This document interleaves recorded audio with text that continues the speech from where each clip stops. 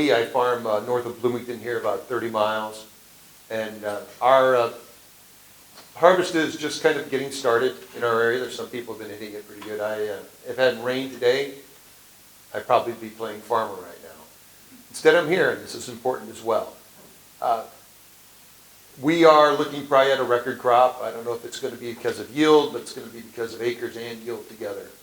And trade certainly was a good year for corn last year, but we need more trade of what's out there because we are growing, I think, 150 million bushels more per year on trendline yields.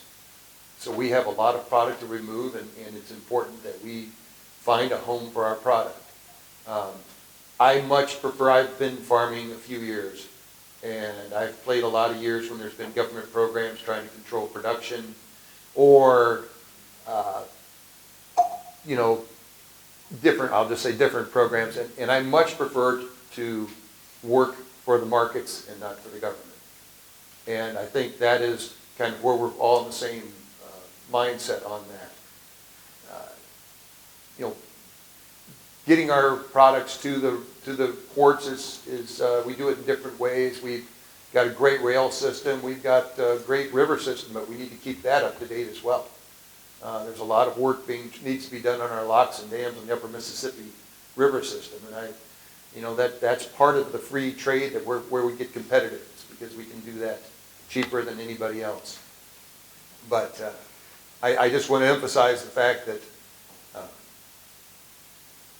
there's fair trade, there's free trade. We need a little bit of both are going to be out there, and we just need to make sure that we are always pushing, and we push the administration to include our products that we grow in what goes out to the world, because we think we produce the best there is. Well, totally agree. Thank you for that. My name is Ross Paulai. I'm a farmer from Peoria County, which is 45 miles west of here in north central Illinois, right on the Illinois River. Back 25 years ago or so, we used to use the river, was big for our trade. They still do, with soybeans especially, but we are very fortunate for our corn that we have a lot of ethanol plants by us, so that helps right in my area, but just have to be close to 3 or 4 ethanol plants, so that helps us some. But yeah, we need, like Bill, I've been farming since 1980, gone through a lot of farm programs, a lot of government subsidies, and I would rather farm for being a farmer, markets for free trade and fair trade. And the tariffs, I've read good articles that guys said they've been around for years, hundreds of years, and it never really worked good for the countries that put them on. They're not really that great of an idea. And as we can see right now, our inputs are really what's hurting us probably more than anything. They've gone way up. Metal, there's tariffs on that, so our equipment we buy has gone more pricey. I bought a different pickup this year, and by the time I ordered it till I got it, it was $700 more because of the increased cost. So, I think, with tariffs and stuff and not having free trade, everything's going up on the input side and hurting our exports too. So I'm really for the free and fair trade. Jason Lay, I'd say I'm probably 2.5 miles north of here, so the distinction of being about the closest person to come to these kinds of events. And I don't know if what we received overnight or so far this morning would be classified by rain, but it would at least, I think, by my count, be the 3rd heaviest rain we've received since July 31st. That's about 400, so pretty dry. Harvest has started. We've chewed into quite a bit of it. Widely varied and somewhat unexpected on both ends. I don't think we'll be anywhere near record, but that's my personal take. So, these gentlemen hit on a number of different topics, and I think one of the more trying topics that I might dig into a little bit here is just the general state of the farm economy and how tough it's not only getting, but also becoming. So let's just use it pretty recent example on some quotes for a combine. I think they went up roughly 120,000 in 2 years. You know, and obviously we try to grow more bushels to help us grow ourselves out of this, but without higher prices, you can't fix that problem very quickly, which leads us into this discussion today with fair trade and several other things, and that's just one example.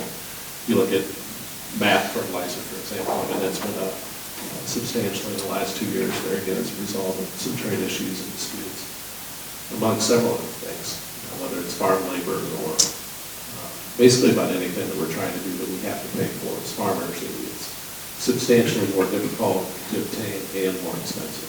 And that's starting to definitely play into the farm economy. You can sense it a lot more, especially going into 2026 than we have these last few years. Good, thank you. KJ Johnson, President of the Illinois Fertilizer and Chemical Association, but also farm in Champaign-Vermont County. We are probably 20% done with the crop. We've been, Jason, we're part of the one that started off with great, but it started in August and then had zero rain. So crop is definitely not as high as what we had thought at the beginning of, if you'd even said 4th of July, I would have said we're in pretty good shape with everything. But it is trending off a little bit. But we'll see how some of this goes.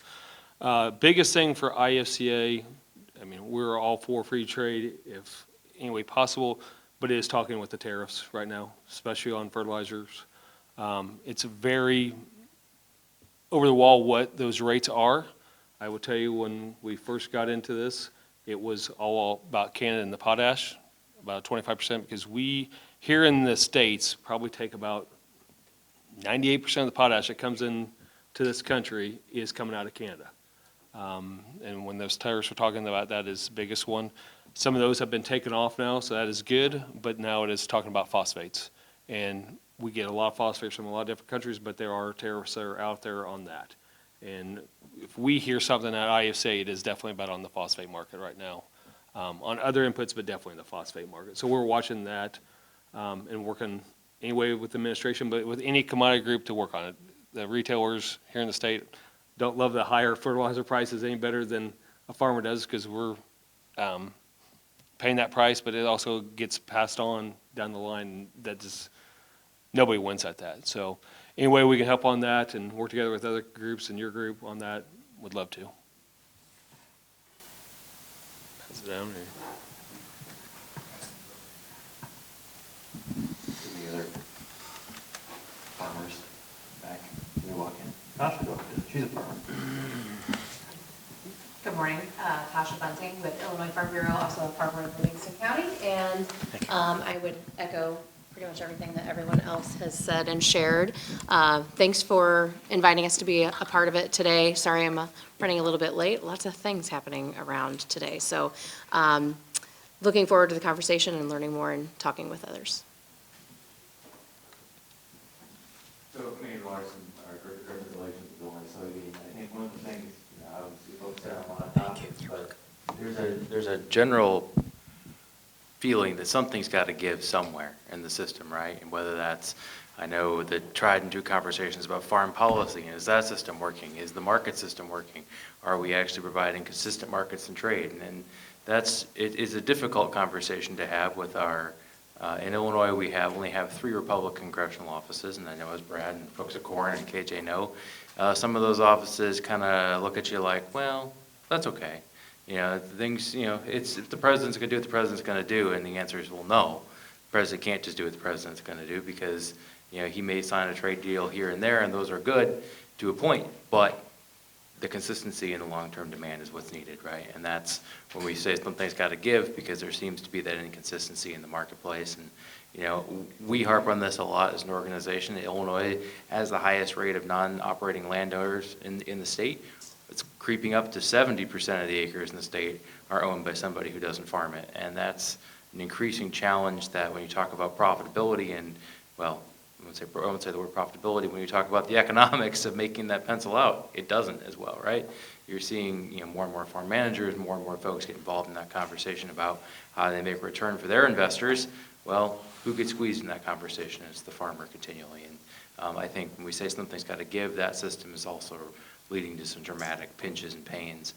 You got folks who've expanded in the last decade, and I'll just speak for our board chairman, he's not here, but I know in his situation, he's brought his sons back in the farm. The only way to grow, the only way to get bigger has been to rent more acres, and that has a challenging profitability conversation with it. There have been years that have been good, but the last few haven't, and the next few don't look to be either. So I know it's a story that everybody in the room can relate to, but it's certainly something that we need to continue to go out there and share our story and tell about where the pinch is exactly. It is in inputs, it is in fertilizer, it is in fuel, it is in all those things, farm machinery, but it's also in land, and that's the single largest input variable in production, and it's an issue that in my career we've had very little opportunity and ability to influence that in any way. And certainly a lot of different ideas you can pose, and I think we need to have a think tank about that, but certainly a topic that needs to be on the table.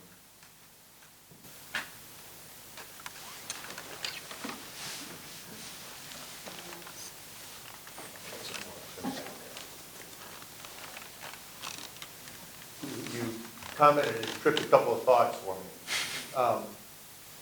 One of them is, I'm a sixth-generation farmer. I think we're within probably 10 years of being able to say the farm's a bicentennial farm where I am. I think I saw this far that, 8.3 or 8.5% of the farmers, and I don't know if it's Illinois or the U.S., are under 35 years old. So we've got a crush coming in. We had a nice return of people coming back to the farm after in the 2000 teens, when there was the increase in profitability and there was room. You didn't have to farm all outdoors to make a living out of it. But it's going to be the point, where do you get this next generation again? And everybody gets concerned about, the consolidation of farmers, but, we're still a family farm, and a lot of us are.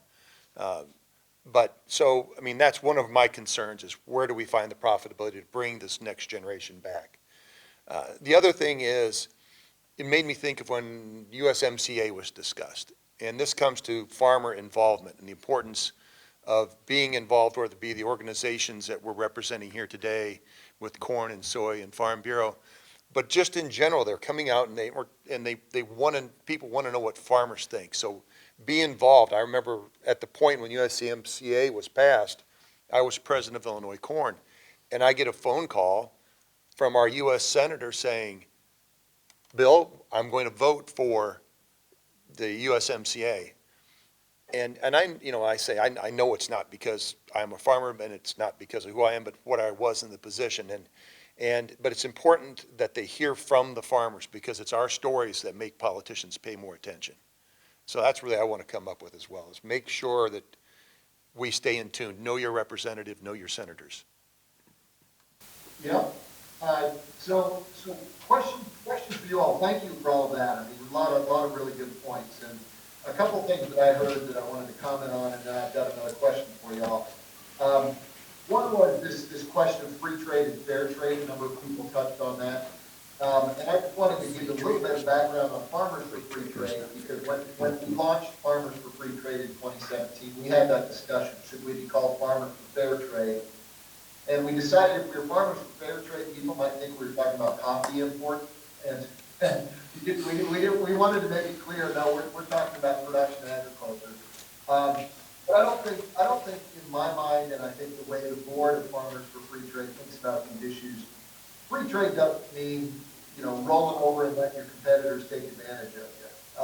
We should vigorously defend America's interests. And sometimes that means putting tariffs on other countries. Sometimes that means bringing anti-dumping claims against them, bringing claims to the WTO. We should vigorously protect our interests. But at the same time, I think what are important principles that we stand for are, number one, we want dependable rules-based systems. That I think is better for farmers when we know what the market's going to be, when we don't have uncertainty and great variability. And that comes with a rules-based system. If we have a free trade agreement that's negotiated at arm's length, and once we have that agreement, we should live up to it. We should demand that our trade partners live up to it. So enforcement of trade agreements is a really important principle. Number two, we want to generally get away from tariffs. Again, there's probably a role for tariffs if you need to flex. but as a general rule, tariffs are not good for farmers. And if you think back to the Smoot-Hawley and the Great Depression, it was really farmers that led the fight against tariffs at that time. And it's not hard to understand why. Tariffs hit industries that have high costs. You know, if you're buying a lot of stuff, a lot of physical items, tariffs raise the costs. So when you think about which sectors of the economy get hit the hardest when a trade war happens, when tariffs go into place, farming is one of them. We have some of the highest input costs, some of the lowest margins. So that's why farmers differentially get hurt. You know, you think about people in the, like, take the music industry as an example. They're not buying as much stuff. They certainly have some input costs, but a lot of it is digital, and services and trade-in services is not something that really seems to be the focus of these trade wars. So there's a reason why we really focus on the need to lower input costs and why farmers, I think, are concerned. I would love to hear from folks in the room. You know, we've talked about how input costs are high, commodity prices are low.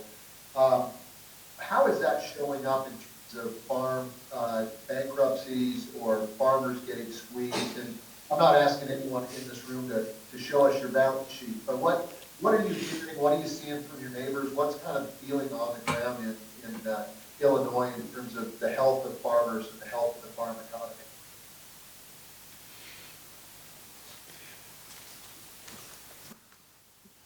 I'll field this one again, I guess.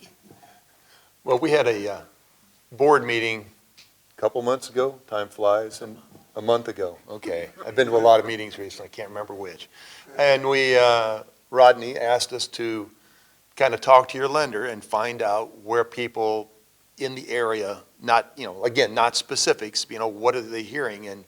And in certain parts of the states, it's getting, you know, I'll just say people are eating their equity. They're eating their working capital, and it's going to get to the point where there's a certain percentage you're going to have to take that operating loan that's a short-term yearly loan, and it's going to become have to be put into an intermediate loan.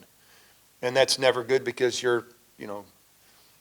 all you're doing is getting a little bit further on the wrong side of the balance sheet. So it's coming. I don't know if this year or next year, if you're lucky enough to have a big crop, you know, quantity has a quality all its own. But you know, if you're selling for sub $4, it takes a lot of corn to make up for the input costs.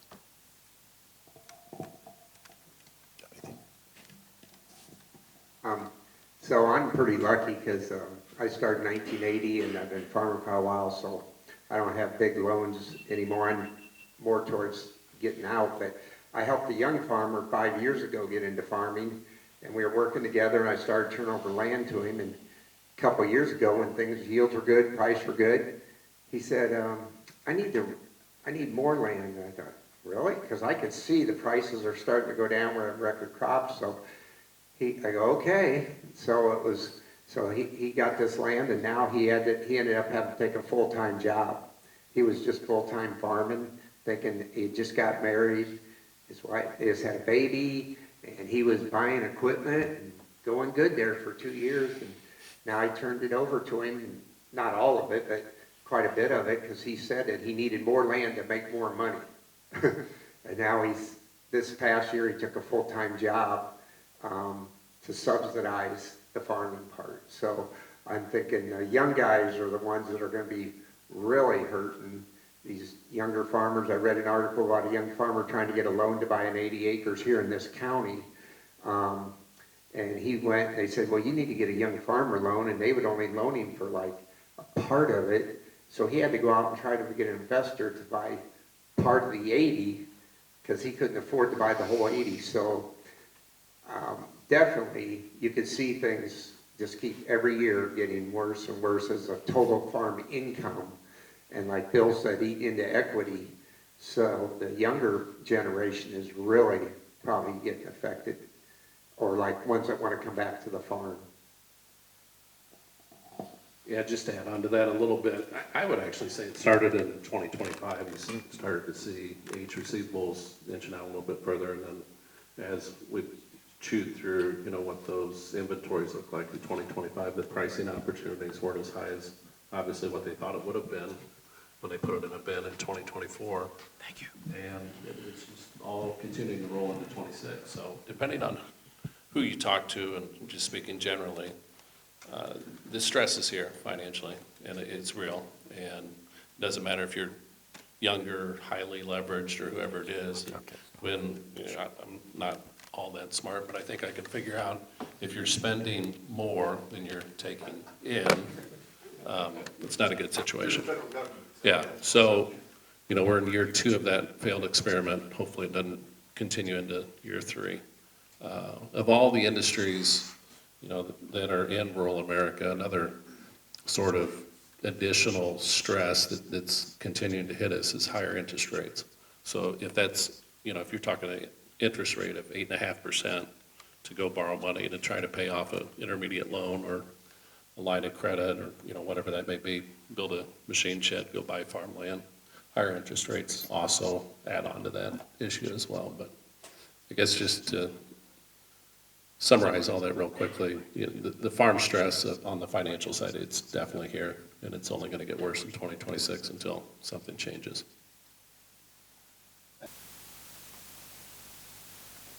All right, well, let me close out with just a couple quick thoughts. Number one, thank you. Thank you both for being here today, but as important, thank you for all you do.